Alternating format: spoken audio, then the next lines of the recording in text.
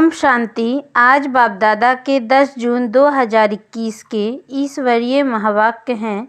मीठे बच्चे, अमर बाबा आया है तुम्हें ज्ञान का तीसरा नेत्र देने। अभी तुम तीनों कालों और तीनों लोकों को जानते हो। प्रश्न, रूहानी बाप रूहों को वर्षा किस आधार पर देते हैं? उत्तर, पढ़ाई के आधार पर। जो बच्चे अच्छी रीति पढ़ते हैं, देह अभिमान को छोड़ देही अभिमानी रहने का पुरुषार्थ करते हैं, उन्हें ही बाप का वर्षा मिलता है। लौकिक बाप सिर्फ बच्चों को वर्षा देते हैं, लेकिन पारलौकिक बाप का संबंध रूहों से है, इसलिए रूहों को वर्षा देते हैं। गीत भोलेनाथ से निराला। ओम शांति। रूहानी बच्चे रूहानी बाप से अमर कथा सुन रहे हैं। इस मृत्यु लोक से अमर लोक में जाने के लिए निर्वाण धाम को अमर लोक नहीं कहा जाता। अमर लोक जहाँ तुम अकाले मृत्यु को नहीं पाते हो, इसलिए उनको अमर लोक कहा जाता है। रूहानी बाप जिसको अमरनाथ कहा जाता है, जरूर अमर लोक में ले जाने के लिए मृत्यु लोक में कथा सुनाएंगे। 3 कथाएं भारत में ही मशहूर हैं। अमर कथा, सत्यनारायण की कथा, तीजरी की कथा। भक्ति मार्ग में तो तीजरी का अर्थ कोई समझते ही नहीं है। ज्ञान का तीसरा नेत्र सिवाय ज्ञान सागर अमर बाबा के कोई दे न सके, यह भी झूठी कथाएं सुनाते हैं। मीठे मीठे रूहानी बच्चे अब जान गए हैं कि हमको अब ज्ञान का तीसरा नेत्र मिल रहा है, जिस तीसरे नेत्र से तीनों कालों तीनों लोकों को तुम जान चुके हो। मूल वतन, सूक्ष्म वतन, स्थूल वतन के आदि मध्य अंत को भी जान चुके हो, इसलिए बच्चे अपने को त्रिकालदर्शी भी समझते हैं। तुम मीठे मीठे बच्चों बगैर सृष्टि में कोई त्रिकालदर्शी नहीं होता। तीनों कालों अर्थात सृष्टि के आदि मध्य अंत को नहीं जानते। मूल वतन, सूक्ष्म वतन, स्थूल वतन को बहुत जानते हैं, परंतु तीनों कालों के आदि मध्य अंत को कोई नहीं जानते। अब मीठे मीठे रूहानी बच्चे रूहानी बाप से सुन रहे हैं, हम उनके बच्चे बने हैं। एक ही बार तुम रूहानी बच्चों को रूहानी बाप मिला है, रूहों को पढ़ाते हैं और सब देह अभिमानी होने के कारण कहते हैं मैं यह पढ़ता हूँ, मैं यह करता हूँ। देह अभिमान आ जाता है। अब ये संगम पर रूहानी बाप आकर रूहानी बच्चों को कहते हैं तुम अच्छी रीति पढ़ो। बाप से हर एक बच्चा वर्षा लेने का हकदार है, क्योंकि सब रूहानी बच्चे हो ना। लौकिक संबंध में सिर्फ बच्चा वर्षे का हकदार बनता है। इस पारलौकिक संबंध में सभी बच्चों रूहों को वर्षा मिलता है। अमरनाथ की भी कथा सुनाते हैं। कहते हैं पार्वती को पहाड़ी पर कंदराओं में जाकर कथा सुनाई। यह तो रॉन्ग है ना। अब तुम बच्चे जानते हो झूठ क्या है, सच क्या है।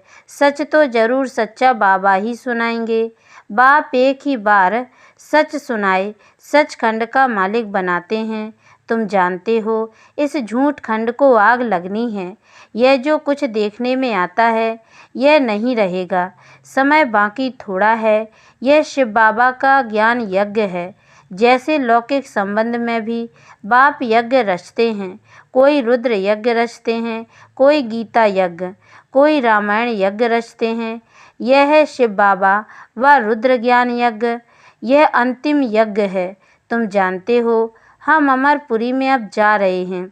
बाकी थोड़े मिनट का अब रास्ता है। कोई भी मनुष्य को यह पता नहीं है। वह तो कह देते हैं मृत्यु लोक से अमरलोक में जाने के लिए 40,000 वर्ष अभी पड़े हैं। अमरलोक सतयुग को कहा जाता है। तुम बच्चों को अभी बाबा सम्मुख बैठ अमर कथा, तीजरी की कथा, सत्यनारायण की कथा सुना रहे हैं। भक्ति मार्ग में क्या क्या होता है वह तो देखा है। भक्ति मार्ग का कितना विस्तार है।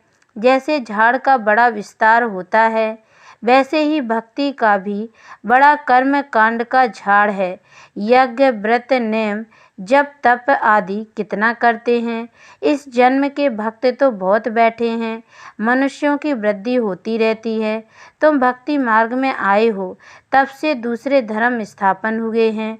हर एक का अपने धर्म से कनेक्शन है। हर एक की रस्म रिवाज अलग है। भारत अमरपुरी था, भारत अब मृत्युलोक है। तुम आदि सनातन देवी देवता धर्म वाले थे, परंतु अब पतित होने के कारण तुम अपने को देवता कहला नहीं सकते। यह तुमको भूल गया है कि हम सो देवता थे। जैसे कहते हैं क्राइस्ट ने हमारा धर्म स्थापन किया तो हमारे क्रिश्चियन चले आए हैं, ऐसे नहीं कि यूरोपियन धर्म के हैं।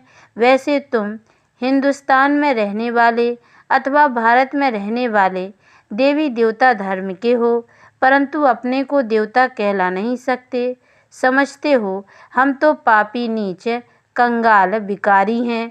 भक्ति मार्ग में मनुष्य दुखी होते हैं तो बाप को ही पुकारते हैं।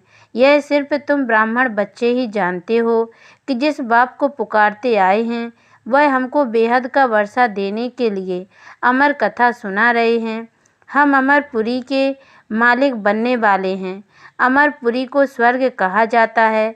तुम कहेंगे हम स्वर्गवासी बनने के लिए पुरुषार्थ कर रहे हैं।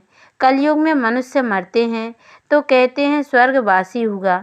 अब उसने कोई स्वर्ग में जाने के लिए पुरुषार्थ थोड़े ही किया। तुम तो पुरुषार्थ कर रहे हो अमरपुरी बैकुंठ में जाने के लिए। पुरुषार्थ कराने वाला कौन? अमर बाबा, जिसको अमरनाथ भी कहा जाता है। इस यज्ञ को पाठशाला भी कहा जाता है। दूसरे कोई पाठशाला को यज्ञ नहीं कहा जाता। यज्ञ अलग रचे जाते हैं जिसमें ब्राह्मण लोग बैठ मंत्र पढ़ते हैं।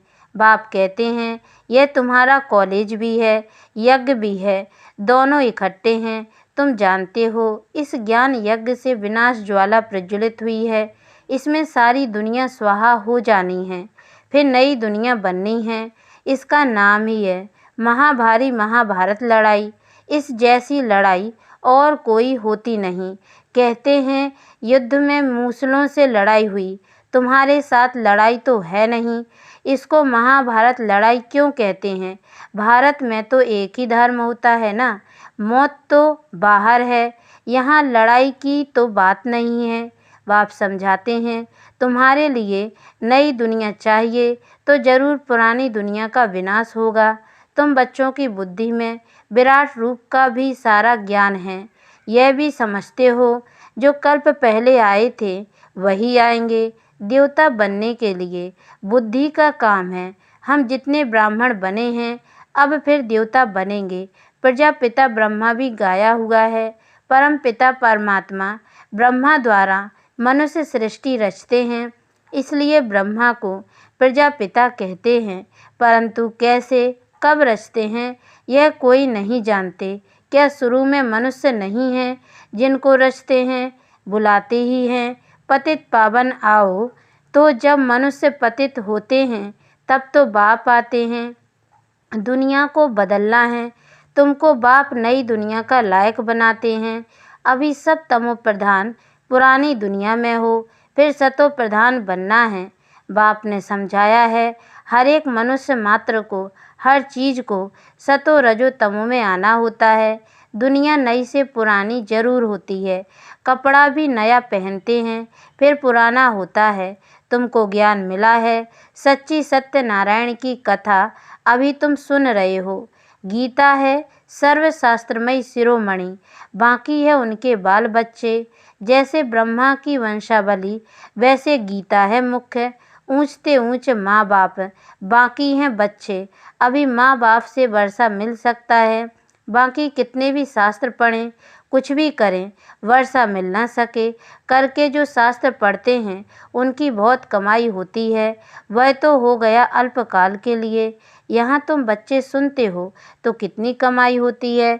21 जन्म के लिए विचार करो, वह एक सुनाएंगे, सब उनको पैसा देंगे। यहाँ बाप तुम बच्चों को सुनाते हैं, तुम 21 जन्म के लिए कितने साहूकार बनते हो। वहाँ सुनाने वाले की जेब भरती है। भक्ति आदि करना प्रवृत्ति मार्ग वालों का काम है। तुम हो प्रवृत्ति मार्ग वाले। तुम जानते हो स्वर्ग लोक में हम पूज्य थे, नहीं तो हम 84 जन्मों का हिसाब कहाँ से आए। यह है रूहानी ज्ञान जो सुप्रीम रूह ज्ञान सागर से मिलता है। पतित पावन बाप ही सबके सद्गति दाता हैं। हम बच्चों को अमर कथा सुना रहे हैं। जन्म जन्मांतर झूठी कथा सुनते आए हो, अब सच्ची कथा सुनकर तुम 16 कला संपूर्ण बनते हो। चंद्रमा को 16 कला संपूर्ण कहा जाता है, सूर्य के लिए नहीं कहते हैं। तुम जानते हो हम आत्माएं भविष्य में सर्वगुण संपन्न 16 कला संपूर्ण बनेंगे। फिर आधा कल्प के बाद उन्होंने खाद पड़ जाती है। अभी तुम समझते हो हम फिर से सर्वगुण संपन्न 16 कला संपन्न 100 देवता फिर से बन रहे हैं। हम आत्माएं पहले अपने घर जाएंगे, फिर हम शरीर धारण कर 100 देवता बनेंगे, फिर चंद्रवंशी घराने में आएंगे। 84 जन्मों का हिसाब किताब चाहिए। किस युग में, किस वर्ष में कितने जन्म हुए। बाप ने 84 जन्मों की सच्ची सच्ची कथा अब सुनाई है। तुम बच्चों को कहेंगे तुम भारतवासी 84 जन्म लेते हो। अपने को एक तो ब्राह्मण समझना पड़े। मम्मा बाबा कहते हो ना, वर्षा शिव बाबा से लेते हो, ब्रह्मा बाबा द्वारा। ब्रह्मा भी उनका हो गया, ब्रह्मा से वर्षा मिल न सके, यह भी भाई हो गया। यह शरीरधारी है ना। तुम सब बच्चे वर्षा उनसे लेते हो, इन ब्रह्मा से नहीं। जिससे वर्षा नहीं पाना है उनको याद नहीं करना है, एक शिव बाबा को ही याद करना है। उनको ही कहते हैं तुम मात पिता, हम बालक तेरे। तुम इनके पास आते हो तो बुद्धि में रहता है। हम शिव बाबा के पास जाते हैं, याद शिव बाबा को ही करना है। आत्मा बिंदी है, उसमें 84 जन्मों का पाठ नूंधा हुआ है। आत्मा भ्रकुटी के बीच में रहती है, उड़ती भी सेकंड में है। मैं आत्मा एक शरीर छोड़ दूसरा लेता हूँ, भ्रकुटी के बीच में जाए विराजमान होता हूँ। बुद्धि में समझ है हमारी आत्मा ऐसी है। सतयुग में तो कोई ऐसी चीज़ देखने की आशा नहीं रहती। आत्मा को देख सकते हैं दिव्य दृष्टि से, कोई इन आँखों से देखने की बात नहीं है। भक्ति मार्ग में ही साक्षात्कार करते हैं। जैसे रामकृष्ण का शिष्य विवेकानंद था, उसने बताया मैं सामने बैठा था तो उनकी आत्मा निकल मेरे में प्रवेश हो गई। ऐसे कोई होता नहीं है। आत्मा कैसे एक शरीर छोड़ दूसरे में प्रवेश करती है। यह सब बातें तुम बच्चों को समझाई जाती हैं, अभी तुम समझते हो। हम अमर लोक में जाने के लिए पुरुषार्थ कर रहे हैं। अमर लोक में हम जन्म लेंगे, वहाँ हम गर्भ महल में होंगे। यहाँ तो गर्भ जेल में बहुत त्राही त्राही करते हैं। अब आधा कल्प के लिए बाबा तुमको सब दुखों से छुड़ाते हैं, तो कितना प्यार से ऐसे बाप को याद करना चाहिए।